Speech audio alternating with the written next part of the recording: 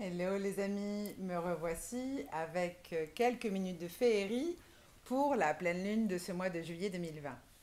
La pleine lune du mois de juillet 2020 est une pleine lune en Capricorne, proche de Jupiter en Capricorne, et la lune est la planète du signe du Cancer et c'est une pleine lune en Cancer. Ce sera la troisième et la dernière éclipse de la seconde saison d'éclipse de l'année, donc avec pour axe Cancer-Capricorne.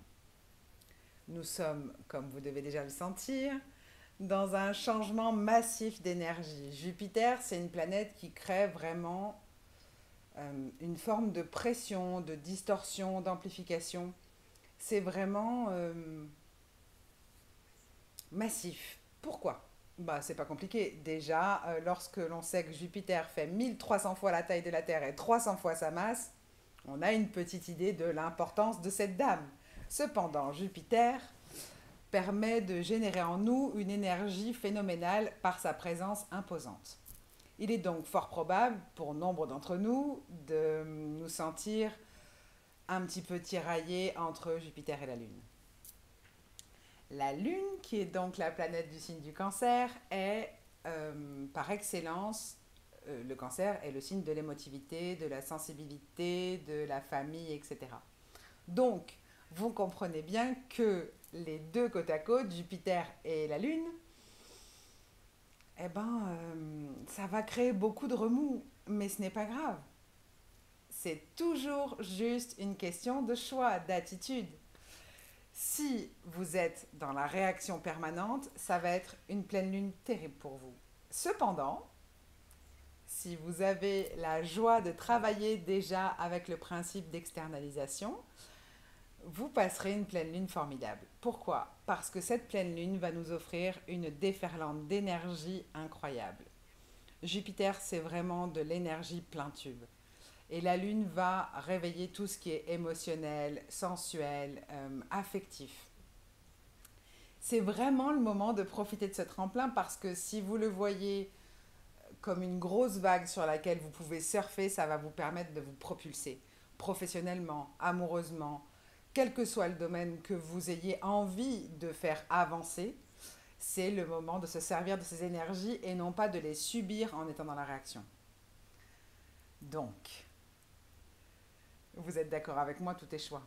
Là, il y a vraiment un choix à faire sur ce qu'on ressent pendant cette pleine lune. Il suffit de bien s'ancrer et d'accueillir les émotions, de les regarder, de dire s'il y a réaction, ça ne m'appartient pas, ça appartient à une blessure, à une réminiscence de quelque chose de douloureux, donc je laisse passer et c'est fluide.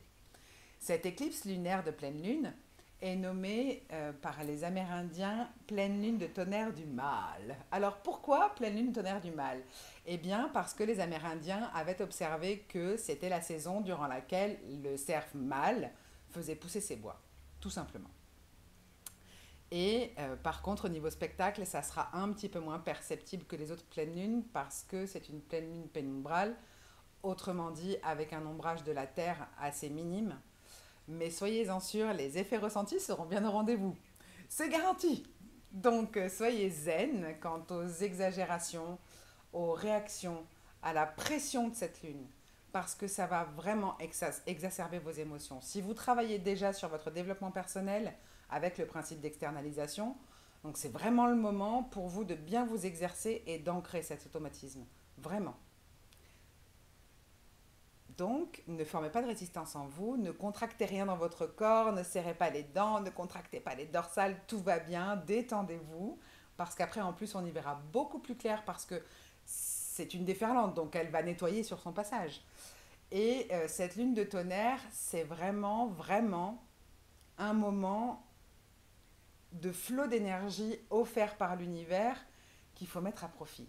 Donc, l'idée, c'est de s'abandonner à la vie, lui faire confiance, laisser venir ce qui vient et partir ce qui n'a plus lieu d'être, et ne pas lutter contre les changements parce que de toute façon, ils arriveront et vous le savez déjà. C'est peine perdue de lutter, c'est douloureux, inutile. Résister au changement, il n'y a rien de pire dans la vie parce qu'on ne fait que repousser l'échéance et quand elle arrive quand même de nouveau à se présenter, c'est pire. Donc, autant laisser faire la lune. Ne nourrissez pas ce qui vous entrave. Lâchez ce qui vous retient et vous savez déjà que ça vous étouffe. Ne vous voilez pas la face, c'est On le dit beaucoup, c'est quelque chose qui revient beaucoup depuis le mois de janvier-février, tomber les masques. Eh bien, vous avez le droit de faire tomber votre masque. C'est pas grave que vous ayez porté un masque parce que la société impose qu'on se crée un personnage social et que l'on porte un masque. Mais vous avez le droit de le laisser tomber à tout moment, il n'y a que vous qui le tenez. Tout ça, ça entrave votre croissance et l'expansion de votre conscience. Donc, le maître mot de cette pleine lune sera vivre, profiter, travailler dans la joie, vraiment, que votre job aujourd'hui soit vraiment une source de plaisir, que le soir quand vous vous couchez, vous vous endormez, vous êtes heureux de la journée passée et vous avez hâte d'être au lendemain matin parce que c'est ça qu'il faut arriver à atteindre pour ne pas avoir la sensation de travailler du tout. Parce que c'est important d'être heureux de ce que l'on fait. C'est très important. Et vivez de façon joyeuse, positivez, laissez couler, soyez dans la fluidité la plus totale possible. Belle pleine lune, plein de bisous, adorez cette vidéo et partagez-la. Je reste disponible en message privé pour toute question. Bye bye.